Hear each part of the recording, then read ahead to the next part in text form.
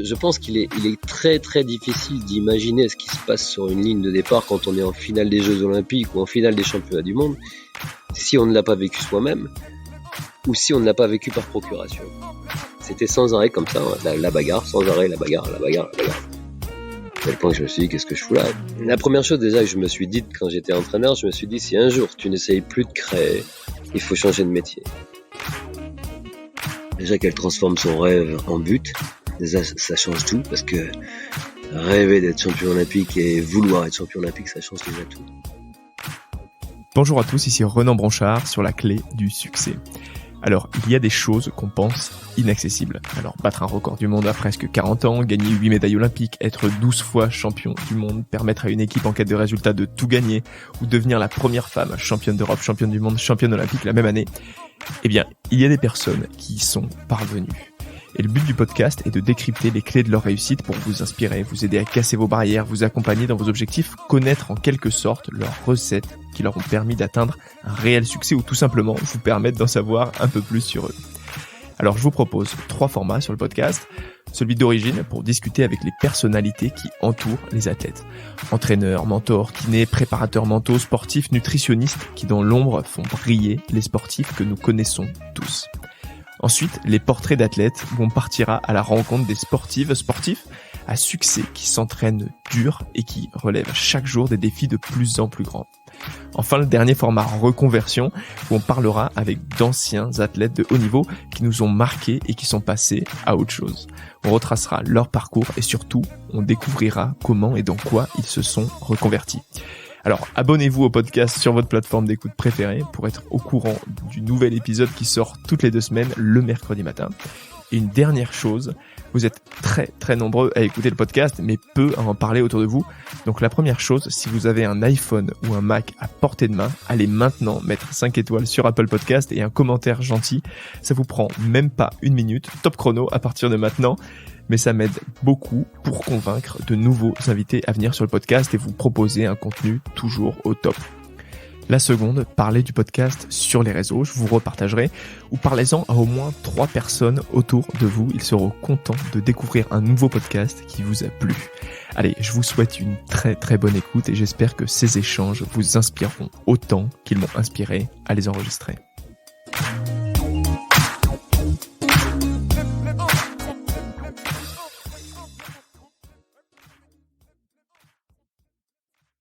Eh bien, bonjour Benoît, bienvenue sur le podcast. Bonjour. Merci beaucoup d'avoir accepté mon invitation. Si ça te convient, je vais te présenter rapidement pour mettre les auditeurs dans l'ambiance.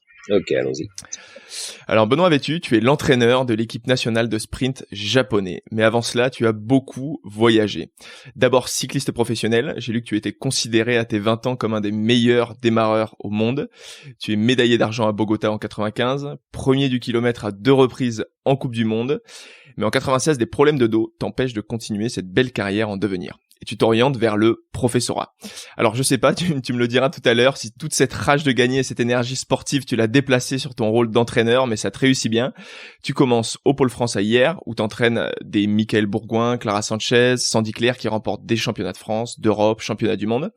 Et après les JO de Londres, tu pars entraîner le sprint en Russie, à l'image de Denis Dmitriev, qui voit de nombreux succès. Ensuite, c'est la Chine, avec comme objectif les Jeux de Rio. Et là, ça ne manque pas, les médailles tombent, plusieurs titres de champion du monde et les premières médailles d'or olympiques de l'histoire en Chine. Aussitôt fait, c'est maintenant au tour du Japon où tu as posé tes valises avec en ligne de mire les Jeux de Tokyo. Alors, avant de revenir sur toute ta carrière et ton expertise dans le cyclisme, j'aimerais bien que tu me dises pourquoi autant de voyages. Est-ce que c'est une envie de voir de nouveaux horizons ou c'est autre chose ? Déjà, le résumé que tu as fait, il est plutôt sympathique, hein. Vu comme ça fait la carrière parfaite, mais ça s'est pas passé si simplement. Il y a eu plein de choses qui se sont passées entre le début et maintenant au Japon. Donc, mais mon envie de voyager, ça a été motivé par plusieurs choses. La première, c'est que j'avais une espèce de frustration en France. En fait, je me sentais bridé. J'avais pas l'impression de pouvoir faire ce que j'avais envie de faire avec les moyens dont je rêvais. Donc je me suis dit, le meilleur moyen de pas être frustré toute ta vie, c'est d'aller voir ailleurs. Et puis il faut pas se cacher aussi, l'aspect financier m'a aussi aidé à prendre la décision parce que c'est pas partir à l'aventure, c'est aussi un moyen de gagner mieux sa vie, de profiter de voyage, de mieux veiller au bien de ma famille. Bref, il y a plein de petits avantages que je voyais aussi. Mais la première vraiment raison, ça a été une espèce de frustration. Et j'avais pas l'impression de pouvoir faire ce que j'aimais faire en France. Enfin, pas au point où je voulais. Ok, parce que tu te sentais bridé en quelque sorte sur ton entraînement ou c'était autre chose, tu t'arrivais pas, il y avait les structures n'étaient pas là, qu'est-ce que c'était? Ouais, c'était la manière dont la fédération organisait les choses me semblait pas correspondre à ce qu'aurait dû être du très haut niveau. Après, il y a toute une histoire entre les pôles hier et pôle INSEP, une espèce de concurrence avec Florian Rousseau qui était entraîneur à la même époque, où à l'époque on nous avait mis dans des positions qui étaient très très inconfortables. Et alors ça a porté ses fruits, ça a donné des résultats, mais ça a été aussi épuisant, très épuisant. Euh, donc voilà, et puis l'impression qu'on ne me faisait pas confiance, tout simplement en France, parce que effectivement, j'ai pas eu un palmarès d'athlète exceptionnel. J'ai jamais été champion du monde, jamais été champion olympique, donc il a fallu que je me construise en tant qu'entraîneur, que je fasse mes preuves. Et j'estimais qu'après plusieurs années à très haut niveau en équipe de France, en tant qu'entraîneur, j'avais fait mes preuves, mais il semblerait que non. Donc puis après, je pense qu'il y a tout un tas de choses qui faisaient que le pôle de hier n'était pas forcément l'endroit où la fédération voulait avoir un centre d'entraînement national. Et Ouais. le fait que je parte aussi à peut-être aussi simplifier les choses au niveau politique. Parce que leur but c'était de regrouper un peu tout à l'INSEP, c'est ça? Tout le sport de haut niveau et que ce soit pas étendu dans la France? Ouais, déjà à l'origine, quand je suis arrivé à hier en 2005, il y avait déjà un pôle France qui était dirigé par Daniel Morellon, qui était mon entraîneur à l'époque, Ouais. et avec des athlètes qui marchaient très bien. Et le projet de la fédération était de ramener tout le monde à Paris.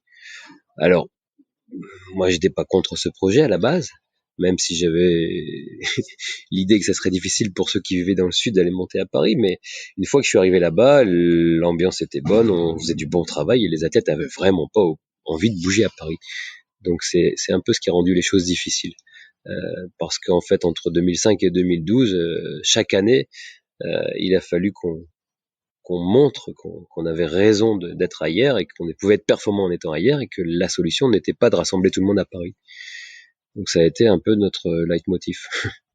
Ouais, je comprends. Tu penses que c'est plus dur pour justement tu parles de t'as pas été champion olympique, t'as pas eu la carrière par exemple comme d'autres ont pu avoir à l'INSEP. Tu parlais de Florian Rousseau. Est-ce que tu penses que c'est plus dur justement pour avoir cette légitimité en tant qu'entraîneur de haut niveau pour être En termes de légitimité, ça c'est incontestable. C'est beaucoup plus difficile quand on n'a pas été champion du monde ouais, et quand on n'a pas été champion olympique.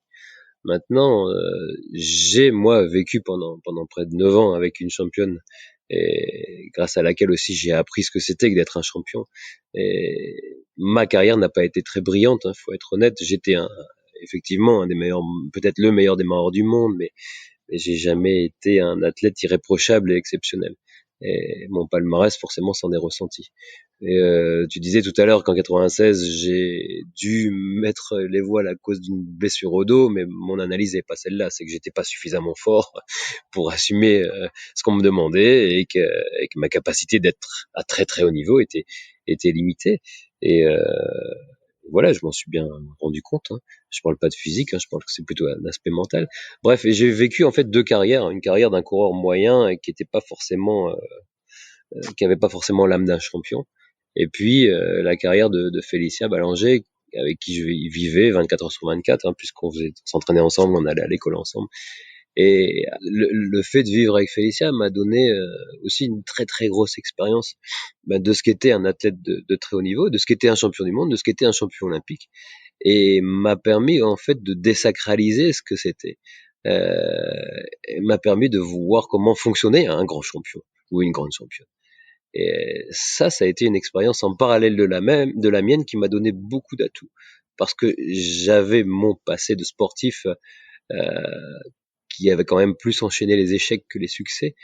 Et en parallèle, justement, la carrière de Félicia qui me montrait un autre chemin, une autre manière de faire les choses. Donc ça, c'est encore quelque chose qui m'est utile quotidiennement. C'est aussi grâce à ça que j'ai maintenant une grande ouverture d'esprit et que j'ai pas mal de réponses à des situations. Ouais, c'est hyper intéressant. Donc, tu es en train de nous dire que si on veut devenir entraîneur de haut niveau, faut se mettre en couple avec quelqu'un de haut niveau avant. Ça aide bien. Ça fait partie des alternatives, en effet. Mais non, mais je pense il est très très difficile d'imaginer ce qui se passe sur une ligne de départ quand on est en finale des Jeux Olympiques ou en finale des Championnats du Monde, si on ne l'a pas vécu soi-même Ouais. ou si on ne l'a pas vécu par procuration. C'est extrêmement difficile. C'est inexplicable. C'est inexplicable. Et ça m'a mis du temps à le comprendre, moi, entraîneur aussi, hein, même si je l'avais vécu par procuration, comme je le dis souvent. Être dans la situation, c'est extrêmement difficile quand on ne l'a pas vécu. Donc, en tant qu'entraîneur, souvent, je pense qu'arriver au demi ou finale des championnats du monde, j'étais pas très bon. Dans les premières années où j'ai entraîné, j'étais pas très bon parce que je découvrais un nouveau monde. Ouais. Je découvrais la finale qu'il fallait gagner, chose que je n'avais pas réussi vraiment à faire quand moi j'étais athlète. Donc il m'a fallu apprendre ça, et ça m'a pris beaucoup de temps. Et c'est là où les gens qui ont l'expérience, comme Florian, hein, je cite Florian parce que c'est devenu quelqu'un d'un très bon ami, mais à l'époque c'était un concurrent. Voilà, ces gens-là savent ce que c'est que gagner, et c'est dans ce domaine-là où ils sont très très bons. Et moi, ça m'a pris, je vais dire, 10 ans avant de comprendre comment on gagnait. Alors Ouais, qu'eux ouais, je sont vois ce que tu veux arrivés dire. avec déjà ça en eux, donc ils pouvaient facilement le transmettre. Moi, il m'a fallu l'analyser, le comprendre et me l'approprier. Ça a été long. Ouais, je comprends. Bon, après, voilà, maintenant tu l'as vécu, on va dire, avec plusieurs expériences, on y reviendra. Mais pour revenir au tout départ, qu'est-ce que tu as aimé dans le vélo? Pourquoi tu t'y es mis si tard déjà? Parce que c'est 16 ans, je crois, ce que j'ai Ouais. lu. Ouais. Et pourquoi c'est vers le vélo que tu es allé? En fait, mon père était cycliste et D'accord. je voulais surtout pas faire comme mon père. Et donc j'ai choisi l'athlétisme. En fait, je faisais du saut à la perche. Moi. Je faisais du Ok. saut à la perche de 10 ans jusqu'à 16 ans. J'ai même continué un peu en parallèle avec le cyclisme à la fin. Et puis je me suis blessé souvent. C'est l'âge où on a la croissance, et je me suis souvent blessé. Et puis j'ai dit bon, allez, vélo fait chier quand même. Et puis un jour, je tombais sur le championnat du monde de cyclisme sur piste à Lyon en 89. Et, euh, et là, je vois un Français qui marchait bien à l'époque, qui était Frédéric Magnier. Et je dis putain, mais c'est ça que je veux faire moi. C'est pas du vélo, ça, c'est autre chose. Donc j'ai trouvé une petite alternative, en fait, pour faire chier mon père, tout simplement. Hein.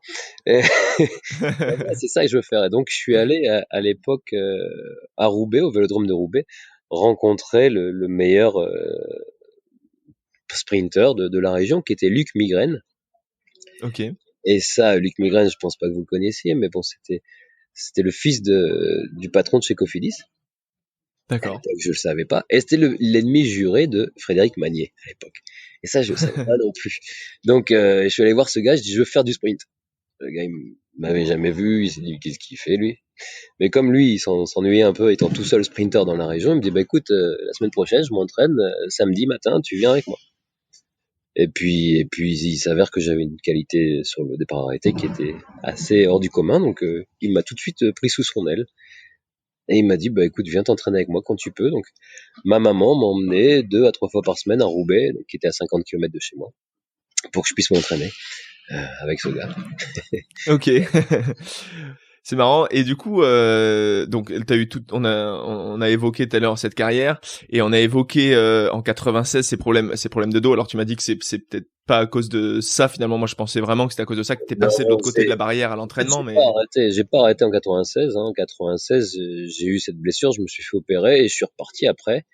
Et, et je suis revenu à un excellent niveau et je suis revenu au meilleur niveau que j'ai jamais eu en fait sur le départ. Et, en fait, c'est pareil, c'est des analyses, c'est des années d'analyse que j'ai faites de ce passage-là. Et en fait, j'étais en conflit avec mon entraîneur, hein, Daniel Morellon, pendant des années, et vraiment en conflit avec lui. Et vraiment, je me suis battu contre lui pour lui montrer que j'étais capable d'être bon. Et lors des entraînements, j'étais intouchable, vraiment. Je faisais des départs exceptionnels. Et le jour de la sélection, j'ai pas fait un bon temps. Donc sur le coup, je me suis dit bon, voilà, image égale à toi-même, hein, contre-performance. Et en fait, avec le temps, en analysant bien tout ce processus, je me suis rendu compte qu'en fait, ce que je voulais, c'était juste l'attention de mon entraîneur. C'est terrible. Mais j'avais réussi à avoir mon entraîneur qui me supportait parce qu'il a vu que ouais, j'étais capable. Et de ce jour-là, je pense que c'était fini, c'est tout ce que j'attendais. Et ça peut être très très surprenant, hein, mais bon, c'est comme ça que j'étais à l'époque. Et voilà, j'ai analysé tout ça et je m'en sers encore. Je m'en sers de tout ça. Et c'est à cette suite justement que tu passes de l'autre côté de la barrière justement à l'entraînement, où tu te dis bon, j'ai envie de me qu'est-ce qui te fait passer, qu'est-ce qui te fait ce tilt, tu te dis je vais passer en fait, ça s'est pas passé si simplement que ça. J'étais en conflit avec mon entraîneur et je me suis dit bah tu sais quoi, tu crois pas en moi, je vais faire mes programmes d'entraînement tout seul. OK. Donc en fait, il pouvait pas il pouvait pas me mettre de côté parce que j'étais marié avec Félicia et que c'était un peu problématique de me virer, quoi. Donc je le faisais pas chier, il me faisait pas chier, on a trouvé un compromis, je faisais mes programmes, je m'entraînais, il prenait mes temps, on était tous contents. Voilà, donc j'ai commencé finalement à réfléchir à mon entraînement en 97. Et puis bon, j'ai raté cette sélection pour le championnat du monde de Bordeaux. Et à la suite de ça, je savais pas trop quoi faire, hein. J'avais essayé plusieurs jobs où j'étais pas forcément content. J'ai vendu des vélos chez Decathlon, j'ai été commercial, enfin j'ai fait des trucs vraiment qui n'ont rien à voir avec ce que je fais maintenant. Et puis il y avait une formation professorat de sport qui s'ouvrait et je dis mais sans être convaincu j'allais être entraîneur en fait. Donc c'est soit je faisais ça, soit je faisais un brevet d'état, ou soit je rachetais une entreprise de sérigraphie à Olonne-sur-Mer en Vendée. Encore plus rien à voir. Voilà, truc qui n'a rien à voir. Et coup de bol, je suis pris à la formation de professorat de sport. Et si j'étais pas pris, je ferais aujourd'hui la sérigraphie. Voilà. Et donc c'était pas vraiment à l'époque la passion de l'entraînement, je veux y arriver, non, pas du tout. C'était juste que l'après-carrière, d'un coup il y a un gros vide. Parce que moi, en fait, j'ai fait un DUT de gestion des entreprises et je détestais ça, mais je l'ai fait parce qu'on m'a dit qu'il faut aller à l'école, parce qu'il faut faire quelque chose. Donc j'ai fait un DUT de gestion des entreprises et moi, la comptabilité, c'est vraiment pas mon truc. Bref, donc je me suis retrouvé un peu, c'était un peu le vide autour de moi. Et il fallait que je fasse quelque chose. Voilà. Et puis, rentrant dans cette formation de professorat de sport, là, j'ai vraiment pris goût. Je me suis dit putain mais ouais c'est ça que je veux quoi et j'ai enfin pour la première fois de ma vie travaillé. Ça paraît un peu incroyable mais ouais je me faisais mal parfois sur le vélo etc. Mais là j'ai travaillé avec un but. Je voulais ça et d'un coup c'était clair pour moi. C'était tout ce que je rédigeais même si je savais très bien que c'était pour réussir un concours qui était finalement rentré dans des cases. Mais je trouvais du plaisir à analyser ce qu'on faisait, à me replonger dans les entraînements, à les décortiquer, et ça m'a ouvert une perspective. Et là, j'ai dit, ouais, là, c'est ça que je veux, c'est ça que j'aime, et là, c'est là que je m'éclate. Et donc, même faire des écrits, ce que je détestais parce que j'aimais pas vraiment l'école, faire des écrits de 4 heures sur l'entraînement, je trouvais ça génial. Voilà, je me replongeais et j'analysais. Et je me suis éclaté. Est-ce que tu reprojetais ce que tu avais fait en tant que cycliste ou pas trop où tu reprojetais Si, je me replongeais sans faire du copier-coller de ce qu'on avait fait. J'essayais de comprendre. De comprendre pourquoi on faisait ça et de comprendre pourquoi j'avais réagi comme ça. Et ouais, j'ai toujours, depuis que j'ai arrêté le vélo, en fait, essayé de comprendre pourquoi j'avais eu ce fonctionnement d'athlète qui finalement a gâché un peu une partie de sa carrière parce que oui, j'ai pas fait. Si j'avais quelqu'un comme moi en face, je serais pas content, hein, clairement. Ouais, mais par contre, maintenant, ces gens-là, je sais les aider, je sais les remettre sur les rails parce que j'ai des réponses. Ce qui t'était arrivé, j'ai des réponses. Ouais. Ouais, donc t'as fait une espèce de psychanalyse toi-même avec le professorat finalement. C'est un peu, ouais, enfin ça n'a pas été que le professorat. Après mes expériences futures m'ont aussi fait beaucoup réfléchir, hein. Mais parce qu'après le professorat, en fait, moi je pensais être entraîneur national, mais en fait on m'a confié les juniors à peu près une quarantaine de jours par an, et le résultat j'étais conseiller technique en région. Moi. J'étais CTR, quand on appelait ça CTR à l'époque.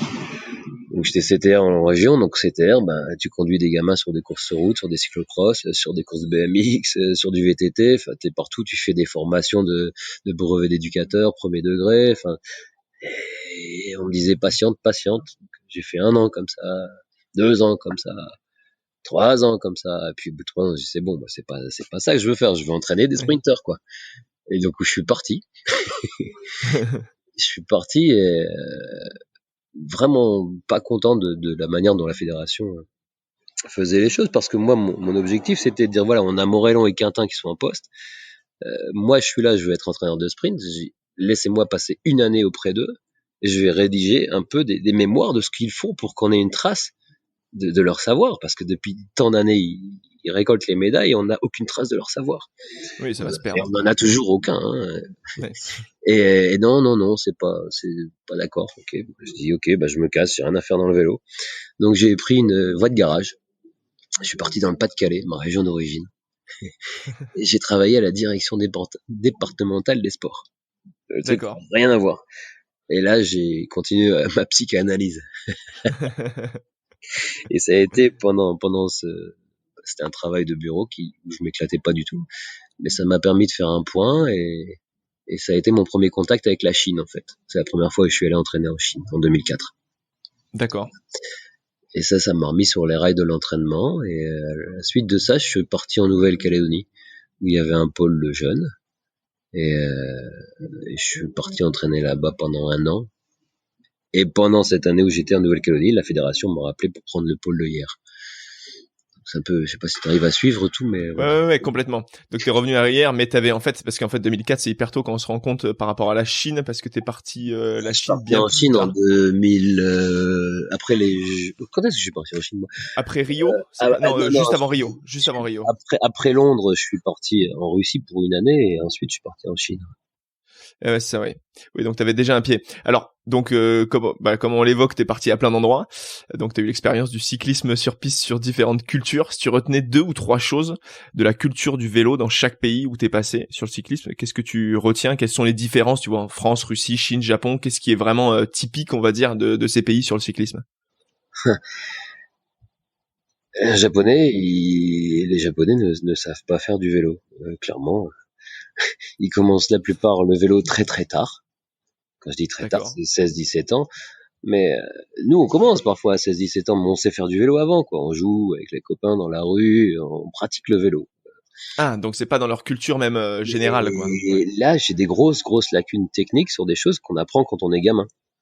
Faire un départ arrêté, enfin, ils sont pas adroits sur leur vélo, quoi. La plupart commencent très très tard. 17-18 ans, il y a des coureurs de keirin même qui commencent après 20 ans. Hein. Donc c'est un peu le gros problème que j'ai. Il n'y a pas une culture du cyclisme ici comme on peut l'avoir en France. Il y a une culture du keirin, ça c'est clair. Mais le keirin est un métier avant tout. Et donc il n'y a pas une passion du cyclisme ancrée ici. Je ressens pas ça. Parce que le keirin, tu gagnes de l'argent en fait, contrairement, je veux dire, en France où, je veux Ouais, dire, tu en vois, France c'est pas professionnel, quoi. C'est non, il n'y a pas, ouais, c'est à ça que je voulais en venir. Ici, il y a 2500, un peu moins de 2500 coureurs qui vivent du keirin. Hein. Et il y en a une bonne centaine qui vivent très très bien du keirin. Et puis une ouais, dizaine d'accord. qui vit exceptionnellement bien. C'est-à-dire les meilleurs font, ça dépend les années, mais entre 1,5 million et 2,5 millions d'euros par Ah an. oui, c'est énorme. Donc Ouais. C'est comme les joueurs de foot en France, quoi. ils sont bien. Hein. Et donc voilà, il y a ce keirin qui est très respecté, qui est unique, mais à côté de ça, il n'y a pas la ferveur qu'on peut avoir en France, où tout est basé sur la passion en France. Tu vas dans un club, c'est des bénévoles, des gens qui sont passionnés par le vélo, qui vont transmettre leur passion. Que tu ailles en Chine ou au Japon, tu trouves pas ça. Il n'y a pas des gens qui vont passer leur week-end et leur soirée à aider des gamins. S'ils vont sur une course, les gens ils sont rémunérés. Il y a pas tout ça. J'ai des gamins ici, j'ai 2 gosses moi ici au Japon. Je sais pas où les mettre pour faire du vélo. Je trouve pas. Et ouais, il y a pas de bénévolat, pas Il y a d'association, pas. pas de club. Et il y a des clubs, mais franchement, il faut les trouver. Et puis c'est pas, ils s'amusent pas les gosses. Et par exemple, mes gamins font du karaté. Bon bah ça te coûte 60 € par mois. tu vois. Ouais, je vois ce que tu veux C'est dire. juste n'importe quoi. Bref, et en Chine, c'est pareil. En Chine, l'accès au vélo est compliqué. Alors, il y a beaucoup de cyclistes qui sont semi-professionnels ou professionnels parce que les provinces, en fait, ils n'ont qu'un seul but. Les provinces, c'est les Jeux de Chine. Il n'y a que ça qui compte pour eux. Et ils ont même, c'est même tellement important que ça prend presque le pas sur les Jeux Olympiques et les championnats du monde. Ah oui, d'accord. Et oui, parce que tout l'argent qu'ont les provinces vient de ces Jeux de Chine. Donc les provinces ont énormément de pouvoir, donc ils emploient des coureurs dont la plupart deviennent je suis fonctionnaire, mais bon, des fonctionnaires du vélo. C'est Ouais. la caricature, mais voilà, c'est ça, ils font ce qu'on leur demande et basta, ils sont nourris, logés, ils ont un peu d'argent et ça leur va très bien. Donc avant de trouver des champions là-dedans, il y a des talents énormes, mais des gens qui aiment ce qu'ils font, c'est très très rare. Ouais. Et en tant qu'entraîneur étranger dans ces pays-là, comment tu l'as vécu? Parce que j'imagine il y a des entraîneurs aussi locaux, mais toi en tant qu'entraîneur étranger, peut-être, je sais pas, est-ce que t'es mal vu au départ? Est-ce que comment ça se passe? Ma première expérience, ça a été la Russie. C'était difficile de faire pire, en fait, en termes d'expérience. Tout simplement, personne ne me voulait en Russie. Hein. Il y a juste le président de la fédération qui me voulait, qui était Igor Makarov. Ça devait être, je ne sais pas, pour les raisons profondes de ça, mais bon, peu importe, j'étais là-bas et j'étais un peu comme un cheveu sur la soupe. Hein. Là-bas, il y a une grosse histoire du cyclisme sur piste, hein, et tous les entraîneurs qui ont connu les heures de gloire de l'URSS sont encore là et étaient encore là. Et dans ce grand vélodrome de Moscou, 333 mètres en bois couvert, et moi j'arrive là, petit français, et je vais leur apprendre, quoi. Et ça, Ouais. c'était extrêmement dur. C'était extrêmement dur à tel point que ils balançaient des gamins sur la piste pendant mes entraînements. Des fois, je commençais les sprints avec la moto et puis ils balançaient 50 gamins sur la piste. Et Ah ouais. j'étais obligé d'arrêter l'entraînement.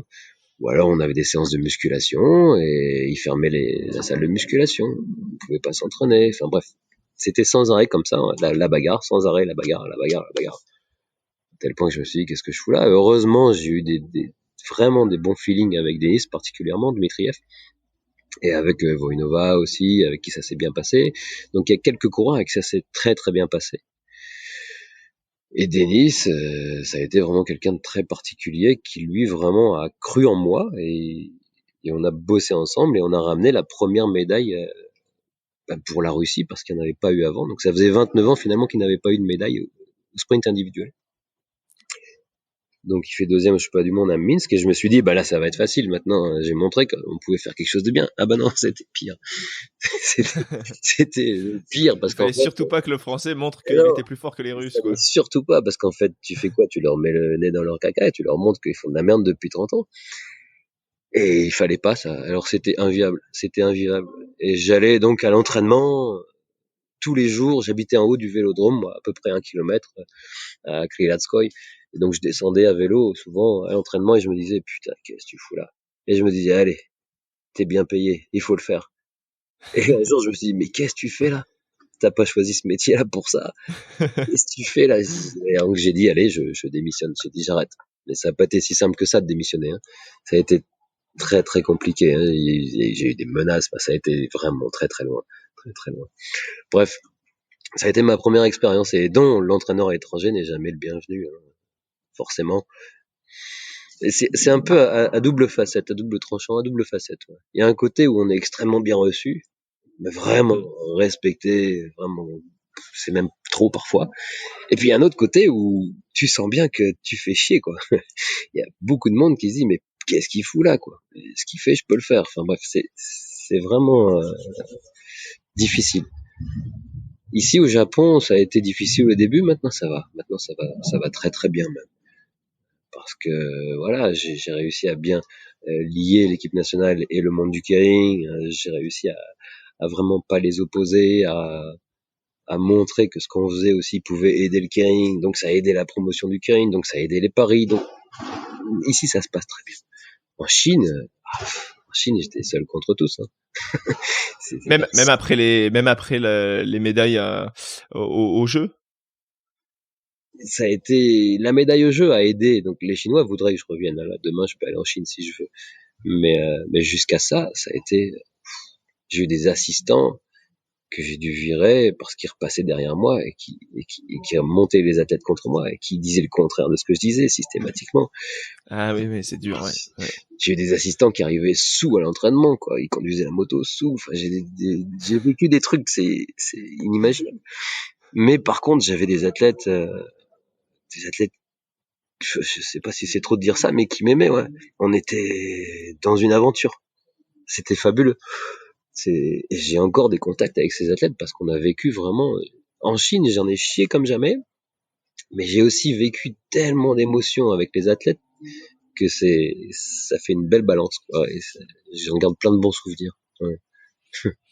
Ouais, bah c'est cool. Et juste pour rappeler, parce que tu parles de moto, alors on a déjà parlé sur le podcast, mais pour ceux qui viennent sur cet épisode, rappelez juste le Keirin. Donc, tu as parlé de moto. Est-ce que tu peux juste expliquer le concept du Keirin pour que les auditeurs se projettent bien? Alors le keirin, bon ici au Japon, c'est emmené par un cycliste. Hein. C'est pas emmené par un engin motorisé. Hein. C'est une course qui se déroule sur 2 km à 2 km 500. Et le pacer, comme on l'appelle, donc le cycliste s'écarte à peu près 800 mètres de la ligne d'arrivée. Au niveau international, c'est différent. C'est un engin motorisé qui emmène les coureurs jusqu'à 3 tours de l'arrivée, donc 750 mètres, et qui les lâche à 50 km/h. Mais le principe de la course est le même, hein, c'est une course entre 6 et 9 coureurs, et c'est tout simplement un sprint de groupe, hein, tout simplement, celui qui franchit la ligne de premier a gagné. Maintenant ici, au Japon, c'est à la même ampleur que le PMU chez nous, hein. Il y a des paris, et on parie beaucoup, il y a des courses toute la journée, de 10h le matin jusqu'à minuit, donc on peut parier sans arrêt toute la journée sur des courses de keirin tous les jours. Ok, c'est marrant, c'est fou, c'est fou, ça doit être fou à vivre. Je voudrais me parler un peu plus technique sur le vélo. Alors j'ai pas du tout le niveau d'un cycliste professionnel, mais je vais des fois à la salle à Summit Cycle ou Dynamo Cycling pour citer deux concurrents. On parle de watts souvent, tu vois, sur le vélo. Ouais. Et alors on a souvent parlé des watts de André Greipel, si je prononce bien son nom, 1900 watts au max. Alors je me rends pas trop compte du coup à quoi ça correspond. Est-ce que c'est relié à la vitesse, les watts? À quoi ça correspond? Non, les watts, les chiffres que tu m'annonces, c'est la puissance du coureur, la puissance maximale du coureur. Ok. Donc ensuite, il faut relier toujours ça à son poids. Hein. Si c'est quelqu'un qui fait 2000 watts mais qui fait 150 kilos, ça n'a pas beaucoup d'intérêt. Pour exemple, ici, les meilleurs sprinteurs japonais, ça tourne à 2100, 2150 watts. Quelqu'un comme Denis Dmitriev, ça monte à 2500 watts. Ensuite, parmi les Français que j'ai entraînés, un Kevin Siro tapait 2400, 2350 watts. Donc voilà, tout est aussi en rapport du poids. Et puis après ça, c'est une puissance max sur une seconde. Hein. D'accord, c'est un pic de puissance. Hein. Ensuite, il faut la capacité du coureur à maintenir cette puissance. Donc ça, c'est une autre chanson. Il y a beaucoup de choses qui rentrent, mais bon, c'est vrai que ça te donne déjà une indication sur la capacité du gars à être un sprinter ou pas. Quelqu'un qui vient et qui dit il fait 800 watts sur un sprint de 6 secondes, tu vas te dire bon, bah, c'est peut-être pas bien pour toi le sprint. C'est pas ça. Ouais. Et justement, comment t'améliores bon alors pas un gars qui vient avec 800 watts, mais un gars qui vient avec 1600, 1700 watts. Et comment il améliore justement ce nombre de watts? Comment à l'entraînement, qu'est-ce qui peut améliorer ce chiffre quoi? Bon, la puissance, hein, c'est la force par la vitesse, hein, d'accord. Ok. Donc théoriquement, si tu développes ses qualités de vitesse et si tu augmentes sa force maximale, tu dois normalement augmenter sa puissance. Mais c'est pas aussi simple que ça, parce qu'il y a tout un aspect coordination sur le vélo qui rentre en jeu. Donc c'est arrivé qu'on augmente considérablement la force d'un coureur, qui garde une vitesse qui est sensiblement la même, une cadence de pédalage qui est forte. Mais sur le vélo, il a du mal à mettre ça en pratique, parce qu'il y a tout un aspect coordination qui fait que certains sont limités parce qu'ils n'ont pas la capacité à être suffisamment coordonnés pour transmettre finalement la force qu'ils ont acquise. Donc il y a aussi tout un aspect technique qui entre en compte là-dedans. Et encore une fois, mesurer une puissance sur un ergomètre, c'est facile, mais avoir une puissance élevée sur un vélodrome, c'est pas la même chose. C'est vraiment pas la même chose. Il y a plein de choses qui rentrent en compte. Et alors, c'est une question que je me suis toujours posée parce que moi je vois sur mon vélo avec quand je pars dans Paris avec mes vitesses. Mais t'as des vitesses sur des vélos de piste? Alors on a des braquets qu'on peut pas changer pendant qu'on roule, hein. Il faut qu'on s'arrête pour changer D'accord, le plateau ou le pignon. Ouais. Ok, c'est ça que je me demandais. Tu changes pas de vitesse, donc t'as le même braquet sur Ah, toute la course. voilà, c'est aussi une des choses intéressantes du sprint. Bon, à l'époque où moi je courais, c'était relativement restreint les choix de braquets, mais maintenant c'est énorme. Maintenant, on est arrivé sur des braquets qui deviennent très très gros et il y a un grand panel de braquets. Ça va de 56-13 à 68-12. Donc sur les mêmes compétitions. Hein. Donc, Ok. c'est vraiment là où on va trouver ce qu'on appelle la fréquence optimale du coureur, donc la fréquence à laquelle lui il va être le plus efficace. Mais maintenant il faut réussir à faire en sorte que la course se déroule de manière à ce que toi tu vas pouvoir t'exprimer. Parce que si tu as un Ouais, braquet bien sûr. énorme forcément et que l'autre te fait un sprint très lent et roule lentement, ça va pas le faire. Donc voilà, ça c'est intéressant. Beaucoup de monde pensait que ça tuerait l'aspect stratégique du sprint, mais bien au contraire, ça l'a rendu intéressant. Bah oui, parce qu'il y a vraiment un choix comme moi je m'imagine aussi les coureurs de Formule 1 avec leurs pneus ou des choses comme ça. Il y a vraiment un choix qui va vraiment dépendre de toi sur la piste Exactement. après. Exactement. Euh, Toi, t'es en charge du coup de l'entraînement. J'imagine à quoi ça ressemble une semaine d'entraînement pour un cycliste. Alors japonais, à Tokyo, mais j'imagine que t'avais à peu près la même recette peut-être. Oui, mais en fait là de ce côté-là, j'ai gardé finalement une organisation similaire à ce que je faisais en France et à ce qu'on a toujours fait finalement en France avec des entraînements biquotidiens entre 6 à 5 jours par semaine. Voilà, j'ai toujours gardé ça, 2 à 3 séances de muscu par semaine, de la piste tous les après-midi. Bref, j'ai gardé un peu ce même mode de fonctionnement. Mm. Ok, ouais, ça fonctionne bien. Il y a beaucoup de compétitions. Je me rends pas compte du coup au Japon. Est-ce que tous les week-ends, tous les 2 week-ends, tous les mois, il y a une compétition ou vraiment l'attente c'est les jeux, les championnats du monde. Bon, alors là, dans cette période de Corona, c'est un peu particulier, hein, et bien sûr qu'il y a plus de compétition dans le cyclisme traditionnel, j'ai envie de dire, mais le keirin, moi, j'ai dû limiter les courses pour mes coureurs. Hein. Ouais. Mes meilleurs coureurs, j'ai limité à une course par mois. Mais sinon, un coureur de keirin peut courir autant qu'il veut à partir du moment où il a 3 jours de repos entre deux courses. Oula, ah ouais, donc du coup ça leur fait énormément de courses Et s'ils on fait veulent quoi. énormément de courses, mais en sachant qu'une course, hein, ça dure au minimum 4 jours, hein, puisque tu as un jour qu'on appelle le Zenken, où là, il check tout le matériel, et ensuite tu as 3 jours de course. D'accord. Donc tu peux faire beaucoup de courses. Moi j'ai des coureurs qui ont déjà 350 victoires dans leur carrière, tu vois. Mais je pense pas que j'ai fait C'est incroyable. 350 courses de keirin. Donc ouais, c'est des gens qui ont accumulé des milliers et milliers de courses. Ouais, il y a beaucoup de courses. Comme je te disais, hein, des courses de keirin, il y en a à peu près sur 4 ou 5 sites tous les jours, 12 courses par site. Donc Ouais, c'est bon en c'est calcul. incroyable. Voilà. Ouais, c'est incroyable, c'est incroyable. Et cet entraînement, là, donc tu fais, que tu dis qui est un peu le même que t'avais sur le long de ta carrière, il doit se ressembler pas mal, j'imagine, entre tous les athlètes. Et le rôle de l'entraîneur, sûrement, je m'imagine aussi que c'est aussi de trouver le petit truc, la petite chose, la philosophie d'entraînement qui va surpasser les athlètes. Toi, c'est quoi ton petit truc, ta philosophie à toi de l'entraînement, et comment tu penses qu'un bon entraîneur doit agir et quelle doit être sa philosophie à l'entraînement pour avoir de bons athlètes à la fin? Ouais, c'est un peu toujours difficile de répondre à cette question, mais la première chose déjà que je me suis dite quand j'étais entraîneur, je me suis dit si un jour tu n'essayes plus de créer, il faut changer de métier. Si à un moment tu es lassé d'essayer quelque chose de nouveau, de vouloir changer ce que tu fais, si tu n'as plus envie de ça, il faut changer de métier.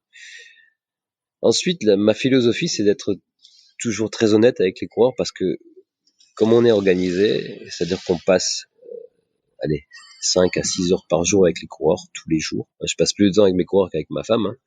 Donc, il y a un Mais moment, c'est d'être honnête et tu peux pas leur mentir. C'est d'être entier.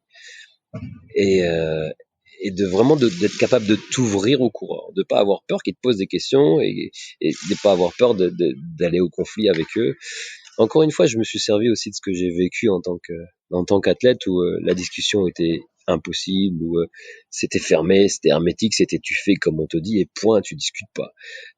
Moi j'ai voulu aller contre ça, où j'ai voulu que les athlètes comprennent ce qu'ils font et pourquoi ils le font, parce que je pense que si on m'avait expliqué, j'aurais donné beaucoup plus. Et en comprenant le pourquoi tu fais les choses, bah forcément ça t'implique dans le projet, et tu fais pas bêtement, quoi.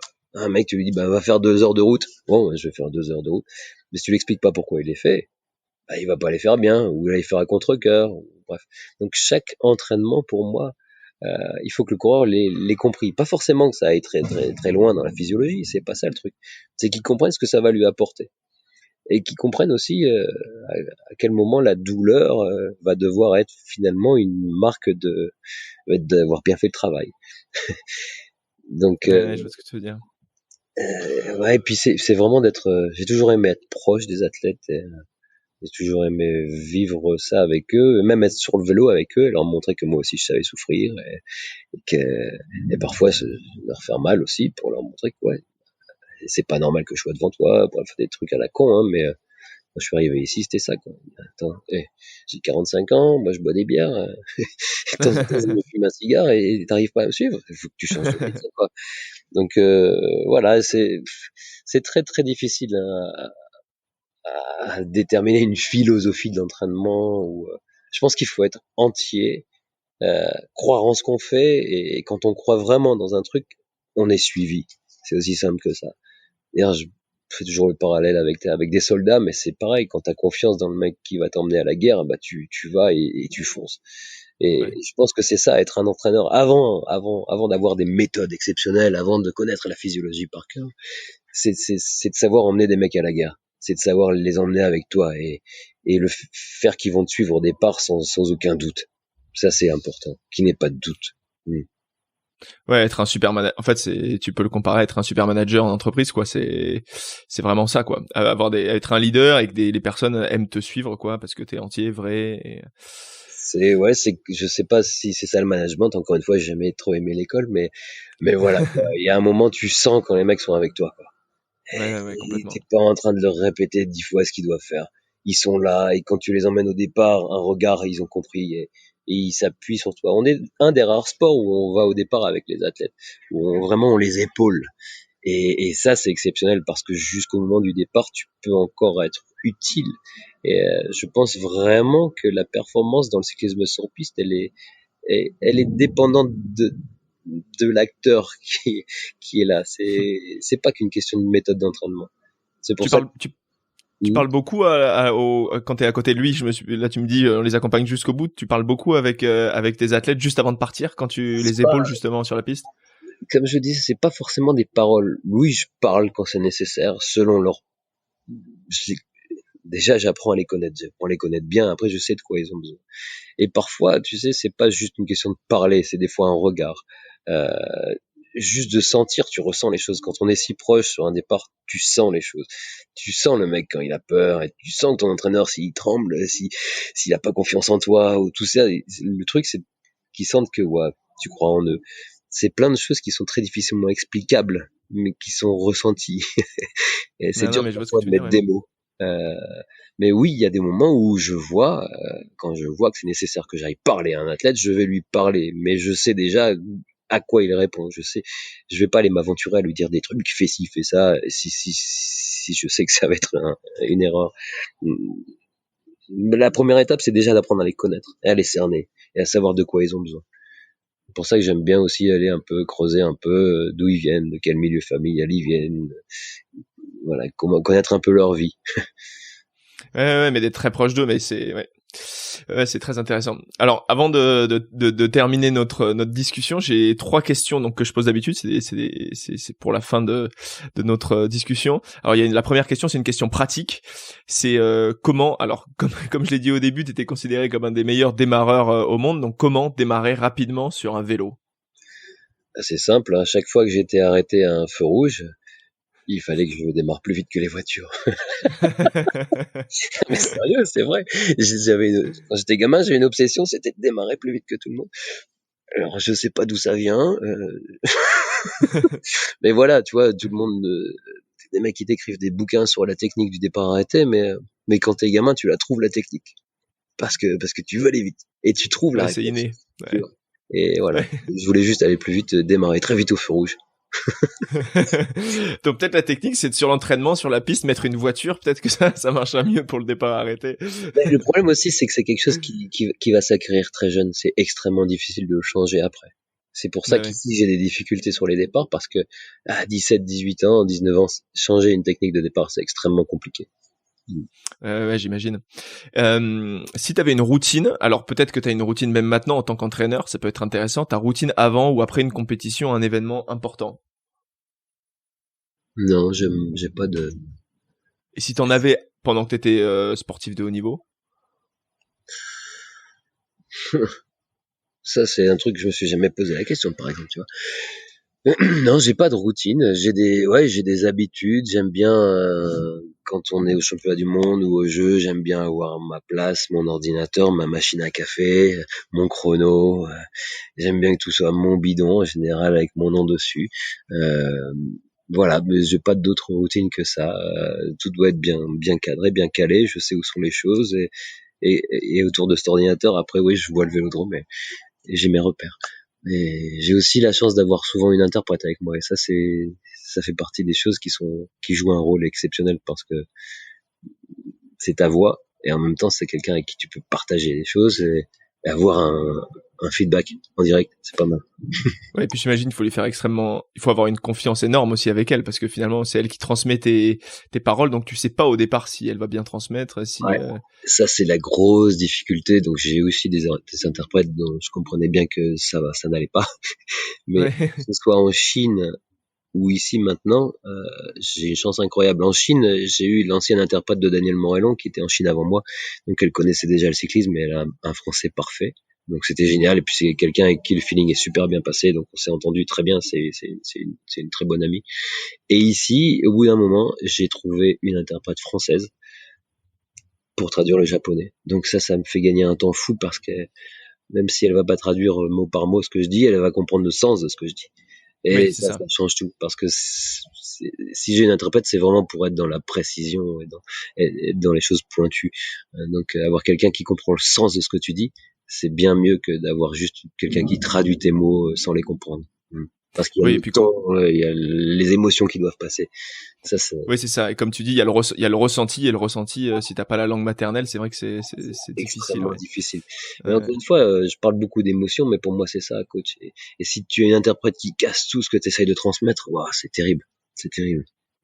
Ouais, je comprends. Ouais, c'est intéressant. Et enfin, ma dernière question habituelle, c'est quel conseil tu donnerais à une personne qui souhaite se dépasser, repousser ses limites et possiblement atteindre son rêve, alors qu'il soit olympique ou pas, mais quel conseil tu lui donnerais à cette personne? Déjà qu'elle transforme son rêve en but, déjà ça change tout, parce que rêver d'être champion olympique et vouloir être champion olympique, ça change déjà tout. Et ensuite, j'ai des athlètes qui m'ont dit, moi je peux mourir sur la piste. Je peux mourir sur la piste, je m'en fous si je peux gagner grâce à ça. Tu vois, c'est jamais se dire que t'as trop mal, quoi. C'est que tu peux encore aller plus loin, et encore, et toujours. Et qu'en général, on se fixe des barrières et on se protège, hein. Le cerveau est bien fait, on protège son corps, hein, en général. Donc, je pense que le cerveau est fainéant. Donc, il faut réussir parfois à dépasser la fainéantise du cerveau qui cherche à te protéger. Et là, t'as peut-être une chance de te dépasser, ouais. Bah merci beaucoup Benoît pour cet échange. Alors je te souhaite plein de réussite avec l'équipe japonaise, même si je supporterai l'équipe de France au jeu, mais je suivrai avec joie tes exploits s'il y en a. Merci beaucoup Benoît et à très bientôt. Merci à toi. Cet épisode est terminé. Merci d'avoir écouté jusqu'au bout. J'espère que l'épisode vous a plu et inspiré autant qu'à moi.